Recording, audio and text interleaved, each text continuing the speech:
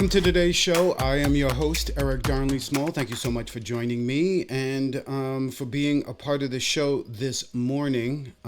As you guys probably already know, this is no longer a live show. This is a pre-tape show. And I just want to thank you for tuning in.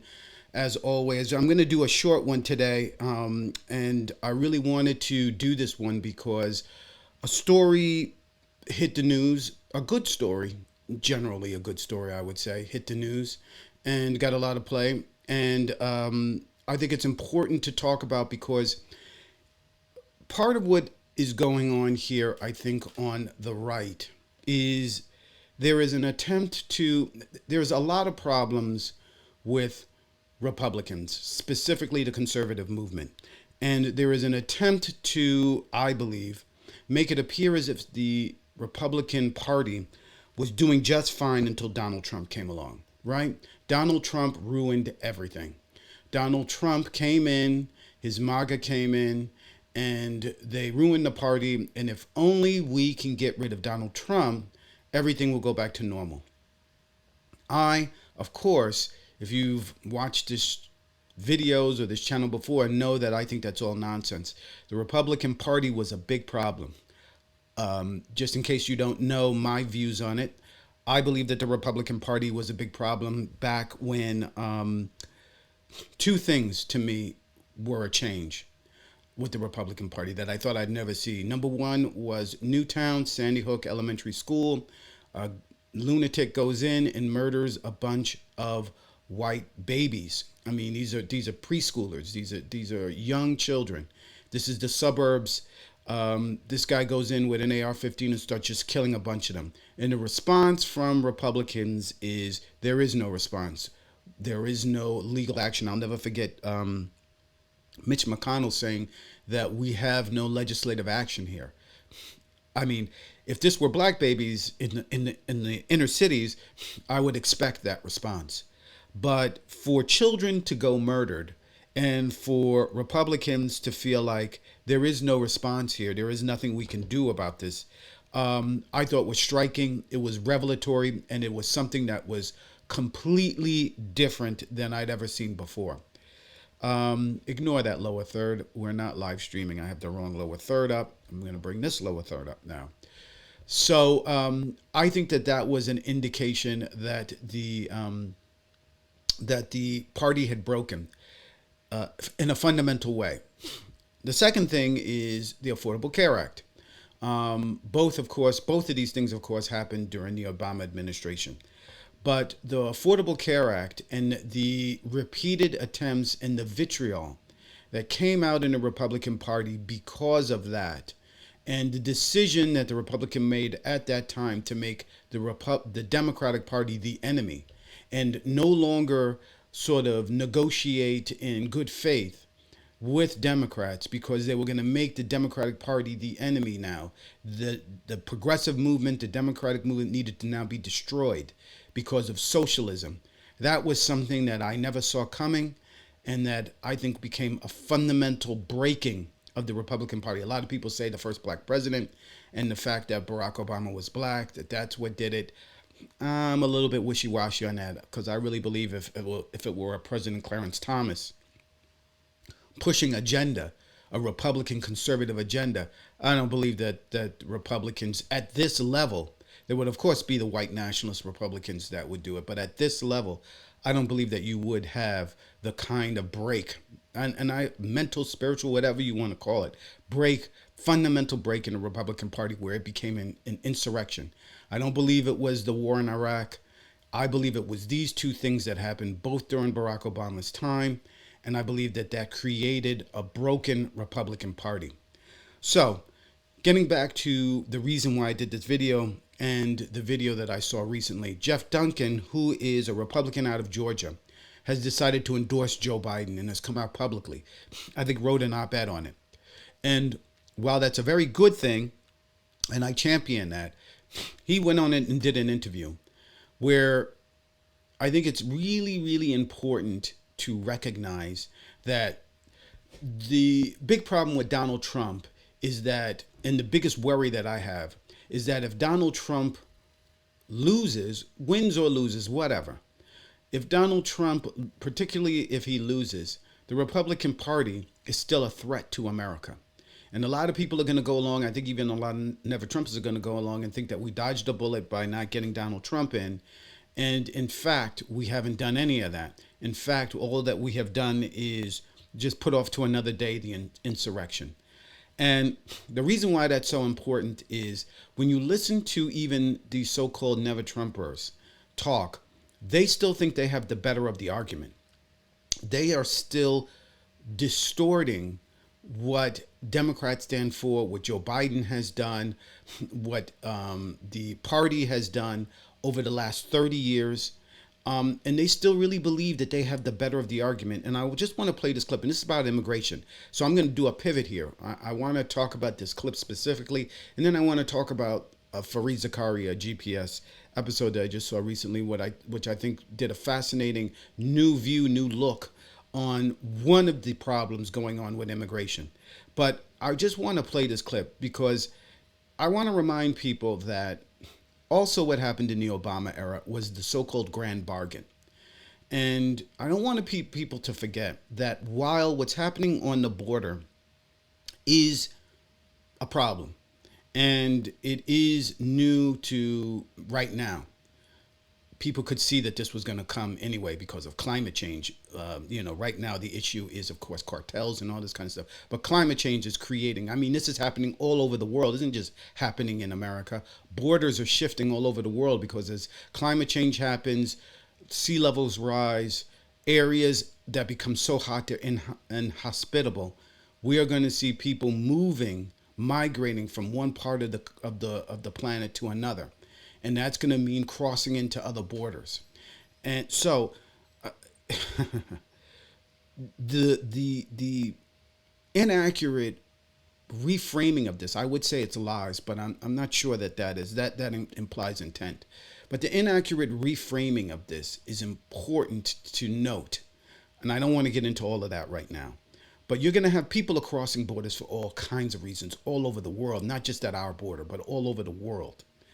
So anyway, let's not forget, part of the things that ended up in the dust heap of history was immigration during Barack Obama's time. And after the Affordable Care Act, the Republican Party, the conservative movement, decided that they would agree to nothing. Record numbers of filibusters in the Senate. One of the things that they allowed to die on the vine was a grand bargain over immigration. And all the progressives wanted was DACA. People may not remember this if you're not old enough, weren't paying attention or whatever. That's the first time we've heard that there were people who are here illegally or without papers who have been here since they were children. They had no idea. Dreamers is what they were called. And they had no idea that they were not citizens, that they were born in Mexico and came here on their parents' backs. And they never sought to get the kind of, they never sought citizenship. So one of the things that progressives wanted as a part of the negotiations, as a part of the deal to get immigration done, which immigration has been broken for 20, maybe even 30 years. This isn't just started last couple of years during Biden's administration. This has been a problem. The immigration issue, our immigration laws have been broken for decades. And what Republicans did, because they were so pissed off about the Affordable Care Act, is they blocked everything. And we could have had a grand bargain. We could have had a deal on immigration 10, 15 years ago. 10 years ago. Easy. Actually, maybe a little bit more. But this isn't something that is new, but this is a product of the obstruction that the Republican Party played during Barack Obama's years. And now I want to play this. This is this guy, Jeff Duncan. Again, I think a good thing that he's coming out against the Republicans, against Donald Trump, and is voting for Joe Biden.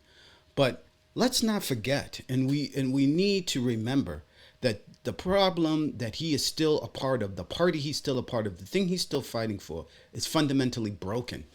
And it's a problem for them. It was awful, right? We were watching this It's growing exponentially because we have the lowest property taxes of any metro county. We have the lowest crime rate and the best public schools. That's really the recipe to win. And my first job in politics was the state rep for this area, so I know those stats a little bit well. But to me, that's what we should get back to, trying to win these elections on these policies, right? I mean, we had a very legitimate argument against the Biden administration on their initial immigration efforts, right? It was awful, right? We were watching this, and it all came down to a sounding board where Joe Biden just basically said, we're going to do this thing a lot different than Donald Trump. And word got out to South America that we were going to do things different than Donald Trump. And so they started to flood the border and overwhelm the resources. So then we finally message enough and gallivant. So that's a lie, right? It's a lie in that because this is an immigration problem. This isn't just about the border, right? Immigration, by the way, happens on the border. It happens on planes that come in, ships, whatever. North, south, we have borders where people come in, free flowing. This man would lead you to believe that this problem just began with Joe Biden making a speech that we're going to do things differently than Donald Trump. And that's where this border problem began. Ignoring the fact that Republicans had the opportunity to do something about our broken immigration system over a decade ago, and they chose not to because they refused to work with Democrats. That is the point where Democrats became worse than loving this country. That is the point in which the Republican Party that he now is rejecting as a problem became a problem. It was during the Obama administration. It was during this time in which they believed that helping Democrats, anybody who helps Democrats, should be tossed out of the party, and that they should do everything in their power to defeat Democrats. That's where it happened. This ended up longer than I thought it would be, but let me now get to this other video. And this is a video, and it's fascinating because, and I really wanted to show it and talk about it because I think once again Fareed Zakaria does some amazing work.